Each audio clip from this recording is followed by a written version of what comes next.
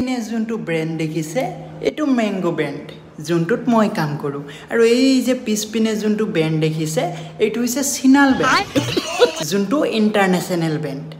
এইটোত যদি তোমালোকে জইনিং কৰা ফাৰ্ষ্ট জইনিং কৰাৰ লগে লগে তোমালোকে 40K ৰ পৰা 50K মিনিমাম স্যালাৰি পাই যাবা বাইদেউ মই তোমাক কওঁ মই এনে মুখখন দেখি কি বিল্লা সুদা যেন লাগে নেকি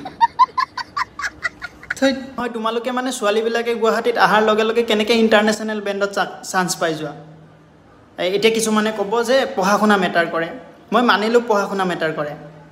টেট মাষ্টাৰ দেখিছ DLED পাছ কৰি পেলাই কি কৰি আছে টেট মাষ্টাৰ কৰি আছে আৰু আমাৰ গাঁৱত গাঁও বুলি নকওঁ মই তোমালোকৰ গাঁৱতো তোমালোকে দেখা পাবা BSc কমপ্লিট কৰিছে কিছুমানে MSc কমপ্লিট কৰিছে নহ'লে কি কৰি আছে প্ৰাইভেট স্কুল এখনত যাই পেলাই কাম কৰি আছে তেনেকেই চলি আছে আৰু তোমালোকে ছোৱালীবিলাকে যেতিয়াই গুৱাহাটীত এন্ট্ৰি কৰা লগে লগে তোমালোকে ইণ্টাৰনেশ্যনেল ব্ৰেণ্ডত চান্স পাই যোৱা আকৌ কিছুমানে ক'ব যে